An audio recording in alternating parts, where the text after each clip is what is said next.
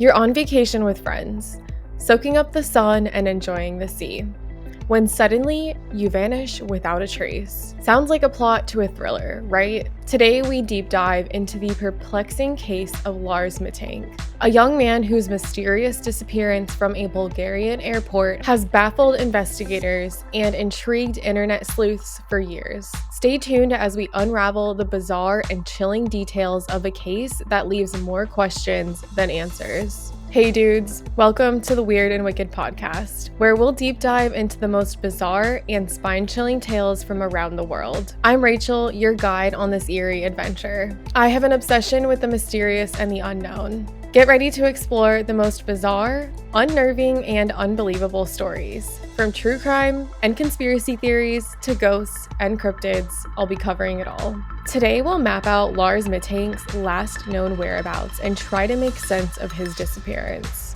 Stay tuned because the truth is often stranger and more wicked than fiction. Warning, this episode discusses unsettling and unresolved mysteries which may not be suitable for all listeners. Listener discretion is advised. Before we get into the story today, I'd just like to mention that if you find this video interesting at all, please consider giving it a like and subscribing to the channel. And if you're listening on a streaming platform, go ahead and give us a review. Imagine a sunny beach vacation with your best friends, filled with laughter, relaxation, and adventure. Now, imagine it ending in a way no one could ever predict, with a sudden, inexplicable disappearance. Today, we dive into the case of Lars Mittank, a 28-year-old German man who vanished without a trace on July 8, 2014, near Varna airport in Bulgaria. His story has captured global intrigue and become one of the most baffling mysteries of our time. I stumbled across this just on my YouTube feed, as I do with most stories actually, but it's just so puzzling. The footage, which I will insert later on, just makes you wonder, what the hell happened? Well, before I get ahead of myself, let's get back into it. Lars Mittank was an ordinary 28-year-old German man, born on February 9, 1986 in Berlin. He spent most of his life in Itzehoe, Schleswig-Holstein, where he grew up and built a life that seemed stable and content. Lars worked diligently at a power plant, a job that offered him a steady routine and the satisfaction of hard work. His life was marked by the typical rhythms of friendship, romance, and family ties. Lars was known for being a good-natured, reliable individual. He had a tight-knit group of friends with whom he enjoyed spending time, and he was in a steady relationship with his girlfriend. His family played a significant role in his life. He maintained close connections with his parents and frequently visited him. After his father suffered a stroke, Lars took on additional responsibilities, helping out at his parents' home after work. This sense of duty and care towards his family highlighted his dependable and caring nature. The decision to vacation in Bulgaria with his friends was a much-needed break from his routine life. Everyone needs a break now and then. On June 30th, 2014, Lars and his 5 former schoolmates, all in their late 20s, set out for the seaside resort of Golden Sands. His trip was meant to be a relaxing getaway, filled with sun, sea, and good company. However, what was supposed to be a joyful escape quickly spiraled into a mystery that has left many questions unanswered. Lars Mittank's disappearance has since intrigued and puzzled both investigators and the public, turning this ordinary man's story into an extraordinary enigma.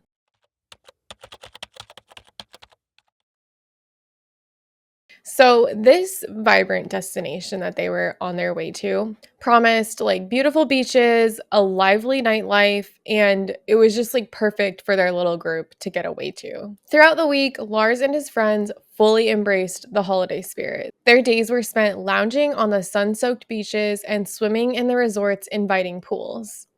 As avid football fans, they engaged in spirited matches, reveling in the camaraderie and competition. Their nights were equally eventful, filled with clubbing and enjoying the local nightlife. which offered a thrilling mix of music, dance, and revelry. Lars appeared to be in high spirits during these activities. He seemed relaxed and happy and just seemed to be enjoying being in a new and exciting environment.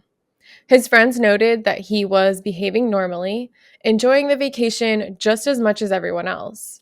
It was a typical holiday filled with laughter, relaxation, and fun, without any hint of the ominous turn of events that would take place soon. For most of their week-long trip, Lars and his friends made the most of cheap alcohol, played football on the beachfront, and enjoyed the atmosphere at the Golden Sands Resort.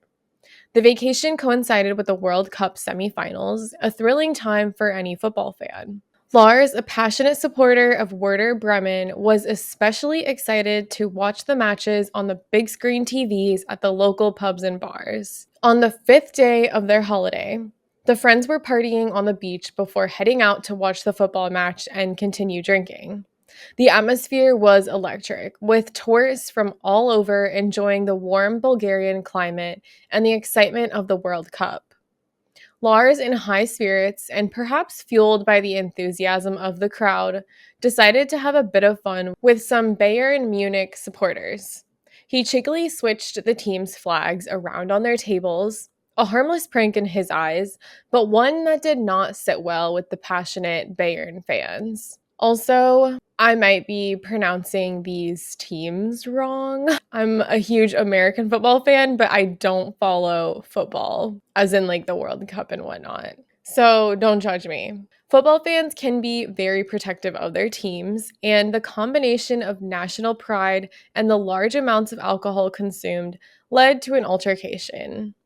The Bayern supporters did not take kindly to Lars's joke, and tensions quickly escalated.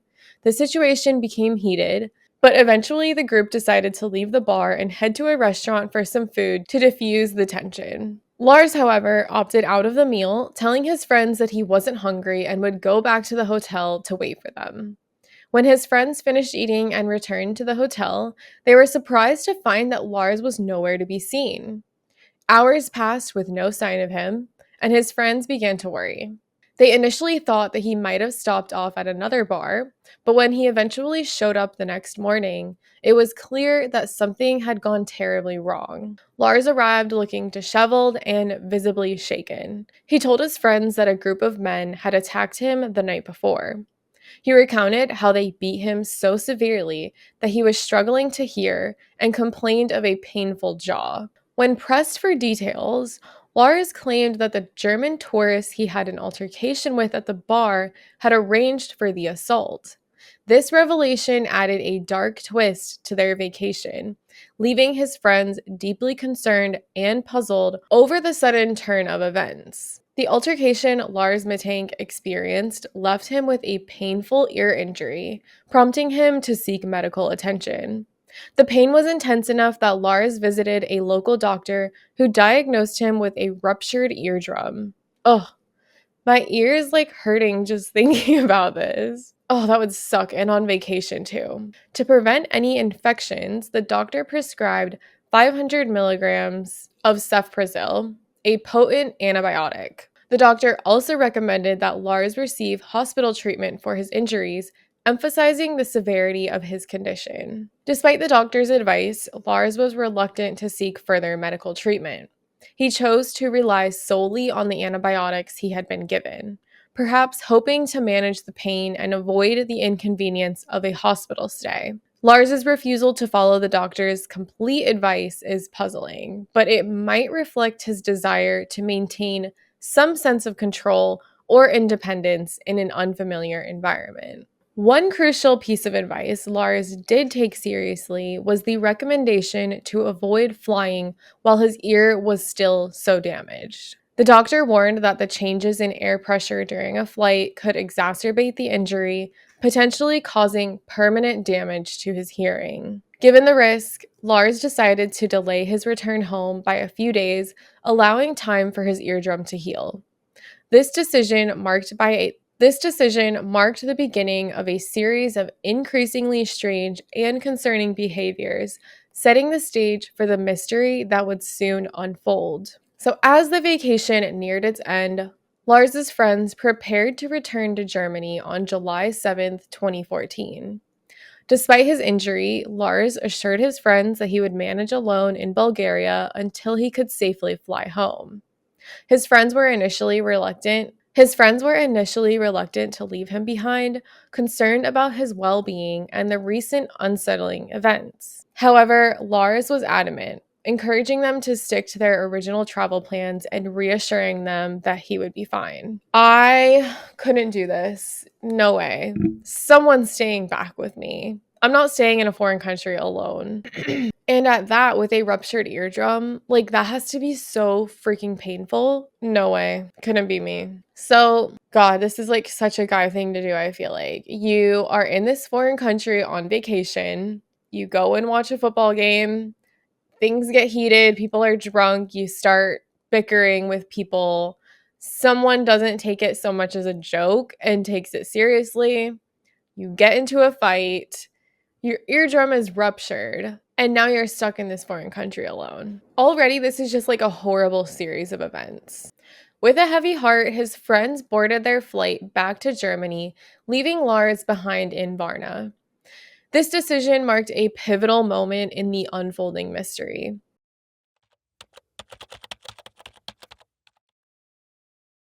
Alone in an unfamiliar country, Lars's behavior began to take a troubling turn. Reports indicate that he started exhibiting signs of extreme paranoia, convinced that he was being watched and followed.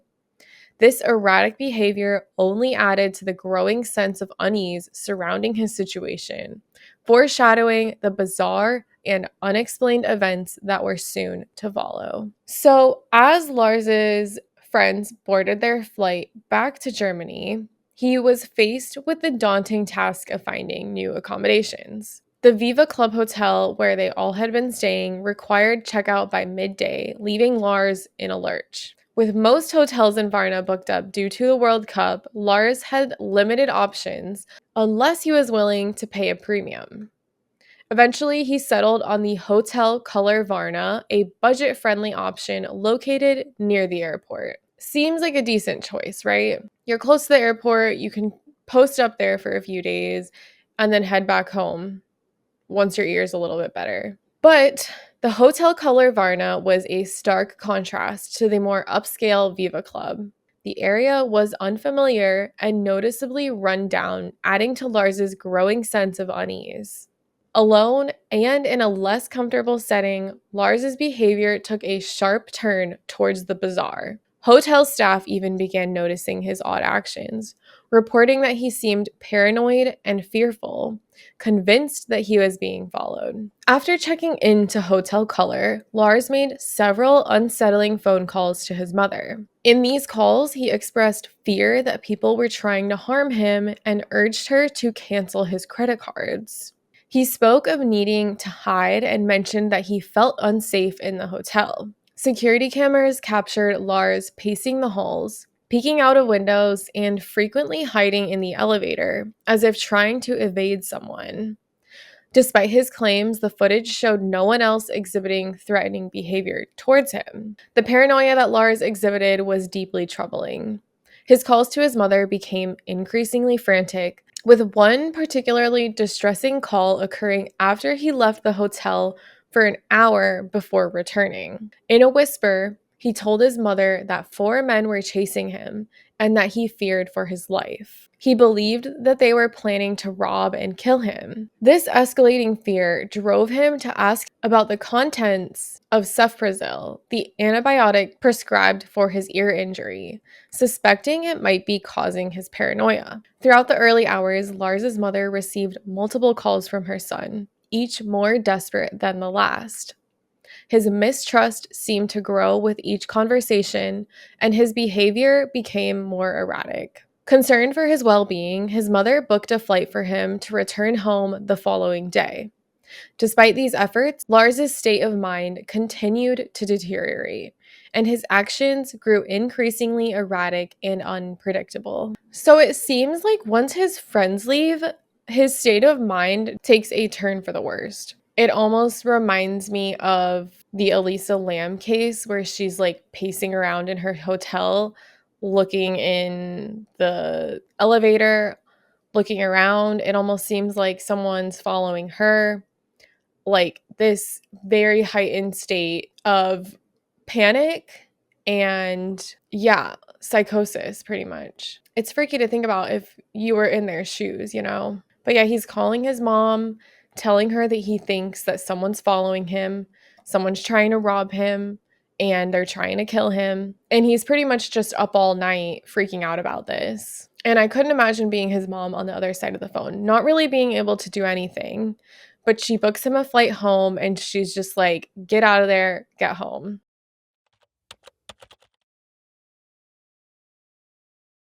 So on the morning of July 8th, 2014, Lars made another distressed call to his mother from his hotel room. He expressed fear, telling her that he felt people were following him and getting closer. This heightened sense of paranoia was very alarming. Lars also discussed concerns about his medication, indicating that he did not trust it. His mother, worried for his safety and health, advised him to visit the airport doctor once he got there. Lars then took a taxi to Varna Airport, sharing the ride with a woman who noticed his dialed pupils and his urgent demeanor. He seemed desperate to get to the airport as quickly as possible. Upon arrival, Lars called his mother again, sounding relieved and somewhat surprised that he had made it to the airport. With his credit card and debit cards blocked for safety reasons, he asked his mother to transfer 500 euros via Western Union, though it was unclear why he needed such a large amount just to hop on a plane ride home. While waiting for the funds, Lars headed to the airport's medical center to see the doctor as his mother had suggested. Dr. Costa Costau noted that Lars was unsettled and fidgeting constantly, especially with his hands.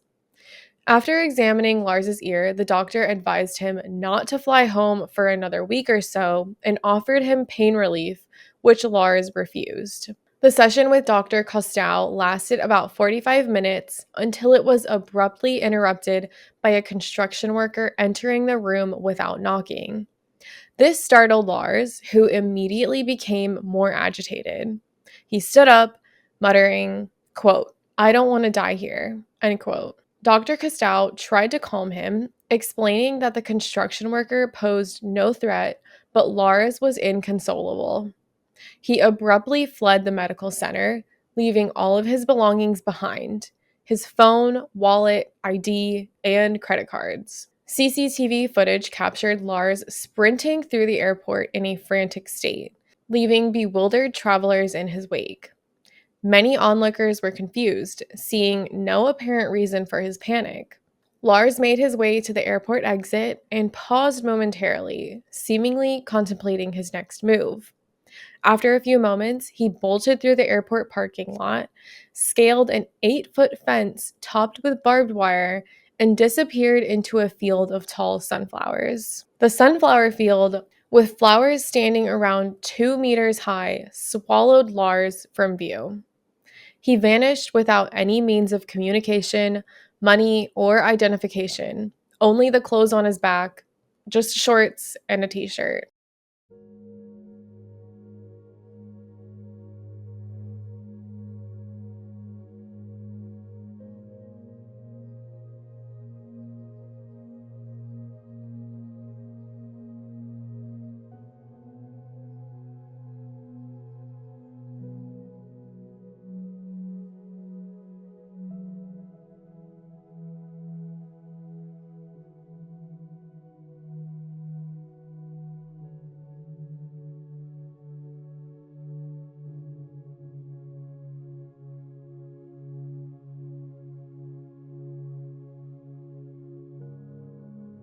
So yeah, this footage is just unsettling, I feel like. He takes off and is just gone in a matter of minutes. I don't know if anyone really tried to stop him, but also I don't know if anyone could because he was just out of there. Meanwhile, Lars's mother tried to contact him to confirm if he had received the money, but her calls went unanswered. The funds she had transferred remained untouched. Realizing something was terribly wrong, she reported her son missing to the German embassy. Authorities traced Lars's movements through the CCTV footage to the sunflower field, but despite a thorough search and use of cadaver dogs, no trace of him was found. Lars's mother traveled to Bulgaria to help with the search, but it was as if Lars had vanished into thin air.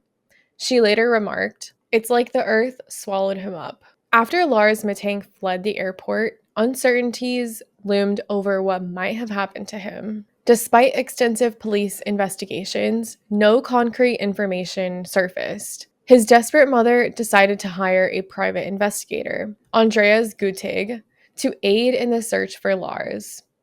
Gutig meticulously combed through hospital records for unidentified patients, but no leads were found. Though Lars had some outdoor survival skills, the harsh summer heat and the scarcity of food and water in the area raised serious concerns about his ability to survive for an extended period in the wilderness. The Bulgarian police launched a comprehensive search operation, utilizing drones and cadaver dogs to source the area where Lars was last seen. Unfortunately, these efforts yielded no clues. In addition to local authorities, international search efforts were mobilized, but Lars remained elusive. His mother's private investigator watched the CCTV footage repeatedly, trying to glean any new information. They contacted hospitals and homeless shelters, hoping for a breakthrough, but still nothing came to light. I couldn't imagine dealing with this. Your son goes missing in a foreign country, and literally your only option is to rely on the police there and your private investigator. And like, really, what can you do? They're searching hospitals, they're searching homeless shelters. Nothing's coming up. What else do you do? There's nothing coming up on drone. Cadaver dogs are not finding anything. It's literally like he disappeared into thin air. In a bid to find Lars, his family launched public appeals, making his story known far and wide. They shared his photos and details across social media and news outlets, urging anyone with any information to come forward. Wir vermissen ihn sehr. Ist unser einziger Sohn.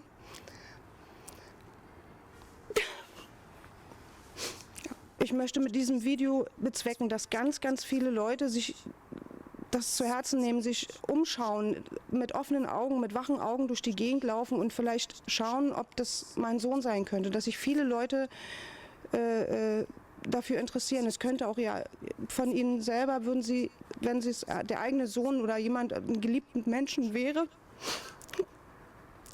dass Sie einfach vielleicht mithelfen und uns die Informationen zukommen lassen, wenn sie Hinweise haben, dass mein Sohn irgendwo alleine unterwegs ist und Hilfe braucht. The family's relentless efforts included enlisting the help of private investigators and setting up a dedicated website to gather tips and updates on the search. So yeah, they really did everything that they could, I feel like. But at a certain point, you probably feel stuck and just in limbo, waiting for a lead to come through, hoping for a sighting of him, but really nothing came through. There is no consensus among experts and family members regarding the reasons behind Mittank's behavior and the extent to which his paranoia was grounded in reality. Various theories have proposed to explain his sudden disappearance. So, there are a ton of theories. Honestly, I didn't even put them all in here because some of them were just like way out there and I was just like, it's too much. So I included the ones that I think are like have some weight to them. But let me know what you think because there are some crazy theories out there. So the first one being a drug-induced psychosis. I maybe feel like this is probably the most plausible one. Some, including his mother and doctors from both Bulgaria and Germany, suspect that Lars's bizarre behavior might have been a rare side effect of the antibiotic cefprozil, which he was prescribed for the ear infection. Cefprozil belongs to the, bear with me here, cephalosporin class of antibiotics. Cephalosporin class of antibiotics, known to induce psychotic side effects such as hallucinations and paranoia in rare cases. However, A doctor who examined Lars claimed that he had not been taking the prescribed antibiotics, which casts doubt on this theory.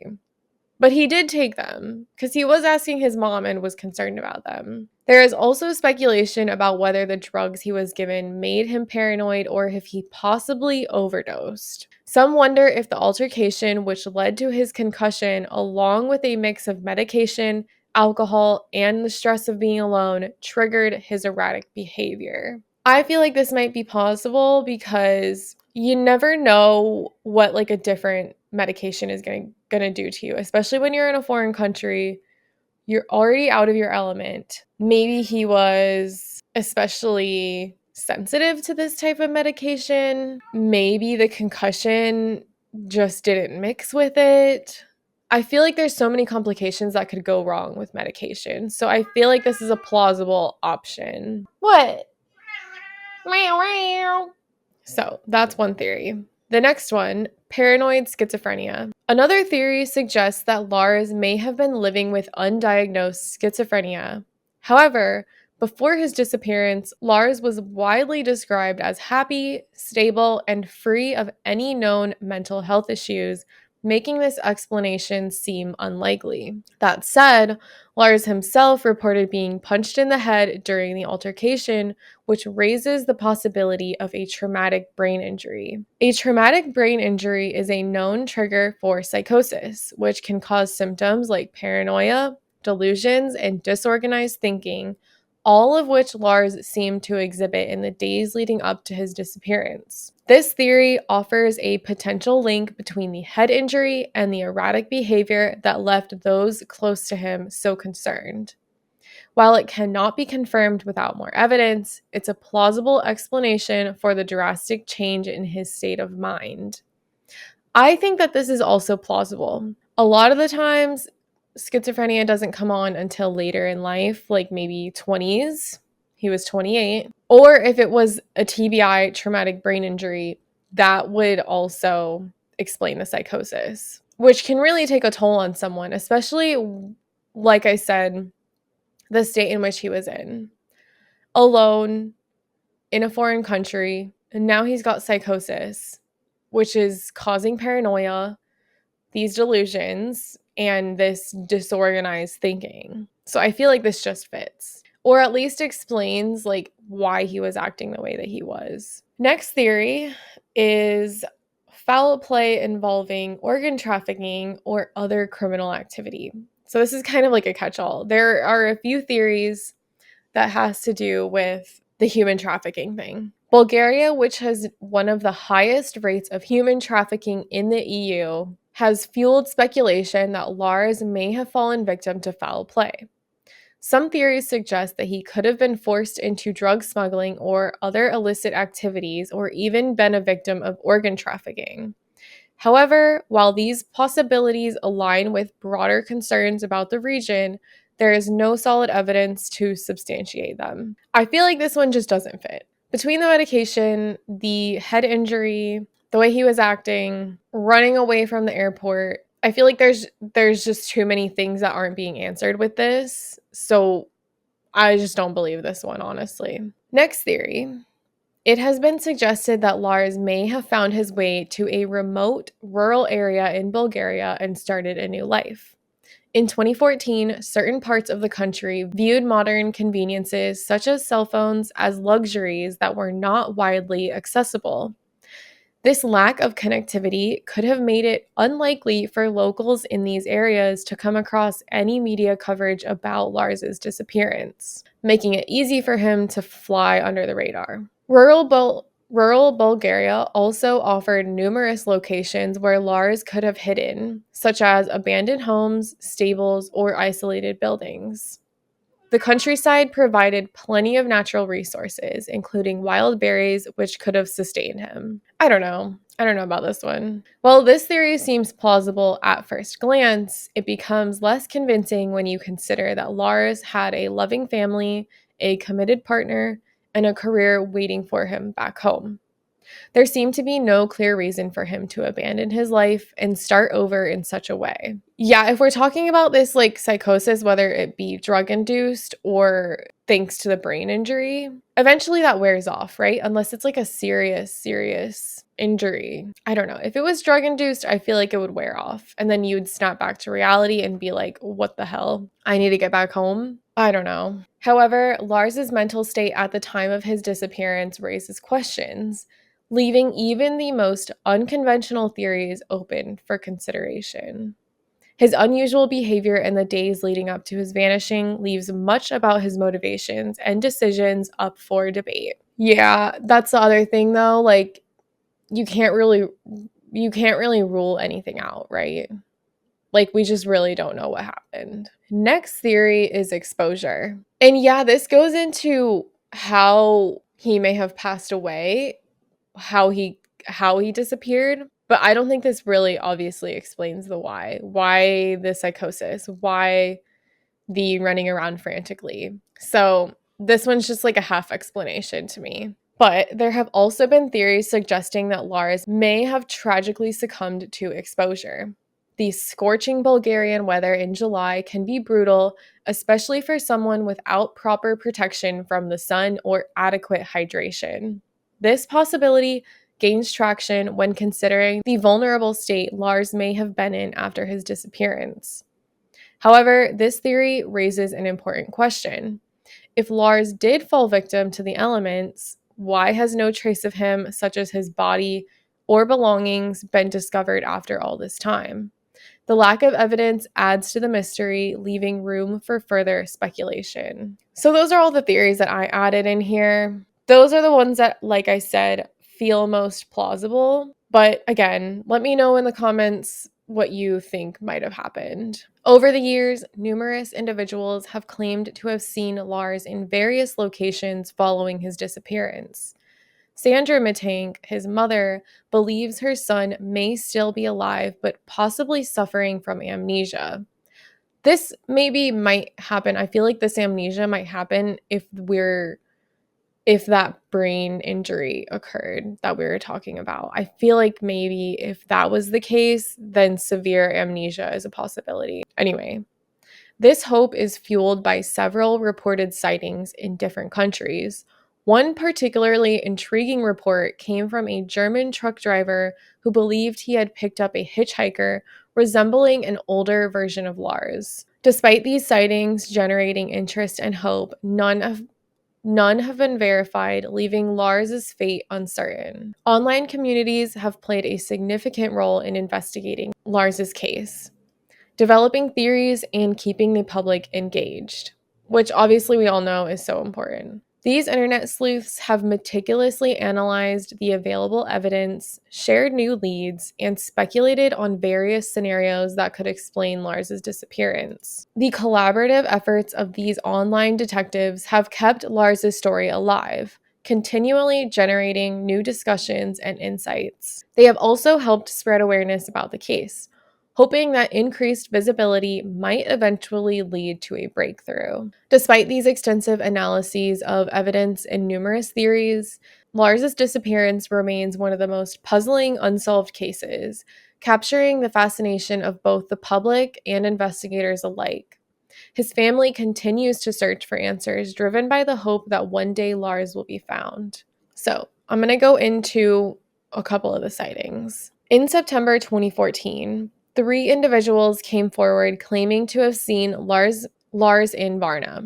They recognized him from the widely circulated news photos and expressed confidence that the man they spotted was Lars. In response to a €40,000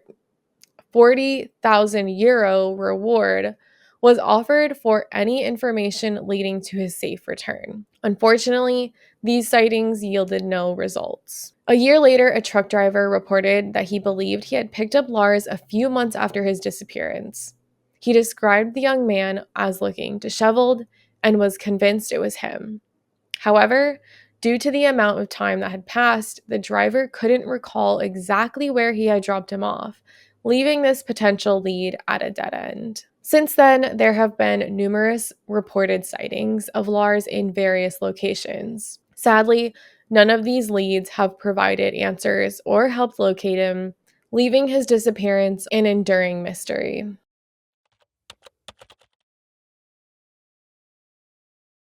The case has gained significant attention, earning Mittank the title of the most famous missing person on YouTube.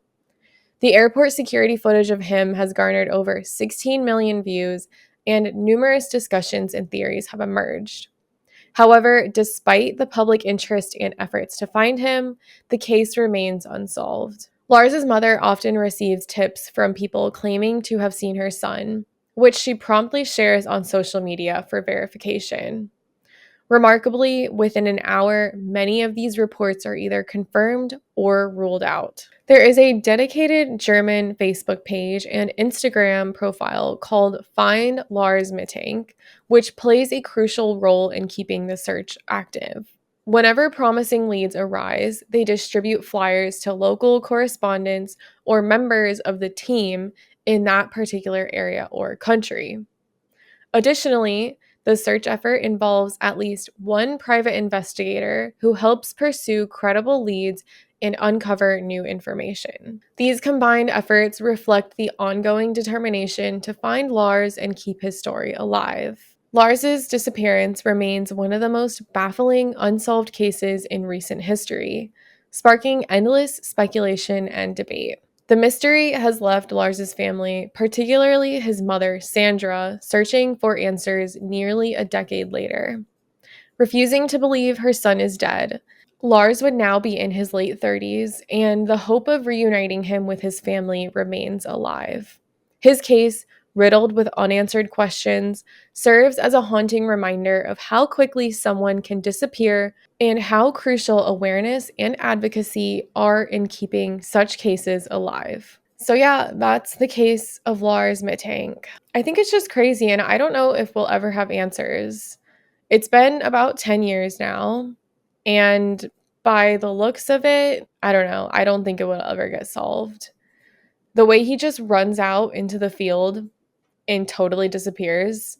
If something happened to him in there, I feel like we would have found him, which is what is so baffling. Like he had to have ended up somewhere else after that. But what do you guys think? Do you think he's still alive?